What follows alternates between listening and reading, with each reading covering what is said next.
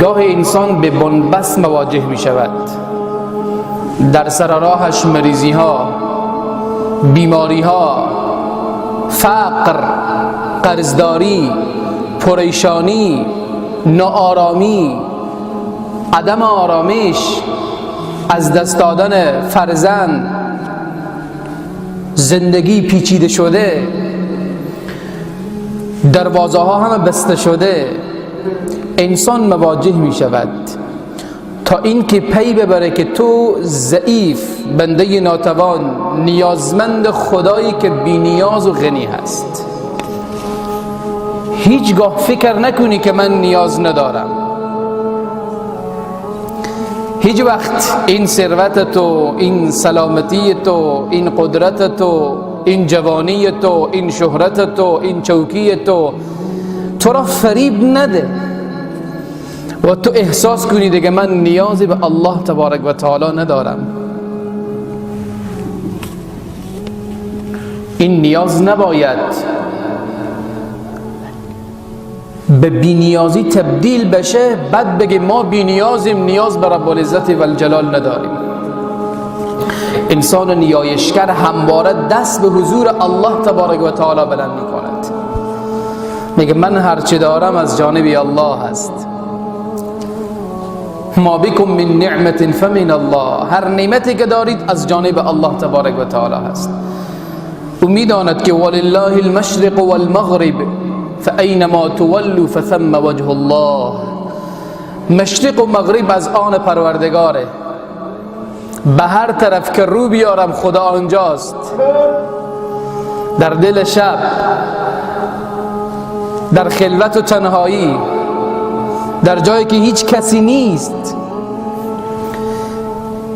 در جایی که همه درها را بسته دیدی، در جایی که حس کردی یک دروازم حتی باز نیست، در جایی که زندگی تو به بنبست مواجه شد،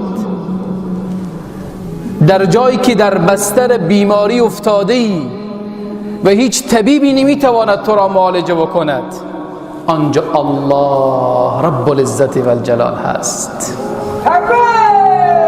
آنجا پروردگار هست. فثم وجه الله، الله تبارک و تعالی به هر جا هست. انسان نیایشگر حس میکنه که من نیازمند رب العزت و الجلالم، خیلی نیاز دارم به پروردگار و دعا میکند. هر لحظه دست به دعاست، دست به نیایشه و درد دل خود به رب العزت و الجلال بازگو میکند. دلا بسوز که سوز تو کاری بکند، دعای نیمه شبی دفع 100 بلا بکند. در دل تاریکی شب انسان نیازمند، انسان فقیر، انسان محتاج رو میاره به طرف الله تبارک و تعالی و از اون تاریکی که هیچ کس صدای انسان و ناله انسان را نمیشنود به غیر از الله تبارک و تعالی، درد دل میکنه به پروردگارش. این نیازمنده. انسان باید حس کنه که من نیازمندم، حس کنه که اگر نگاهی پر از لطف و پر از محبت الله تبارک و تعالی نباشد من بیچاره میشم. بنده حس کنه که من یک لحظه هم بدون رحمت پروردگار عالم نمیتوانم زندگی بکنم. با تمام ثروت، اقتصاد، سلامتی، یک لحظه اگر خدا نظرش رو از من برگشتان من بیچاره میشم. باید حس بکنیم که خدایا نیازمند تو هستیم. الله رب العزت و الجلال در آیه قرآن میفرماید یا ایها الناس، ای انسان ها، انتم الفقراء الی الله، شما فقیرید به سوی رب العزت و الجلال، بیچاره، درمانده، فقیر. شما بی کسی، یک کس دارید، الله، ذاتی که بی نیازه. والله هو الغنی الحمید، الله تبارک و تعالی بی نیازه. غیر از الله کسی بی نیاز نیست. حتی انبیا هم محتاج پروردگار بودن، دست به دعا بودن. حتی پیامبر صلی الله علیه و سلم با تمام جایگاه دست بالا می کردن: خدایا انا عبدک،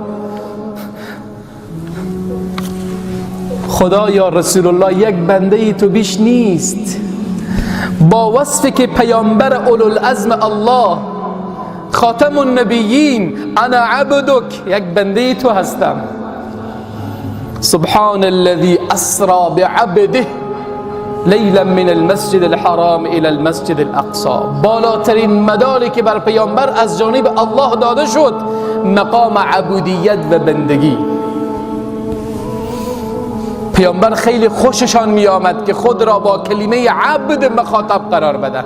من بنده خدایم، من صاحبی دارم.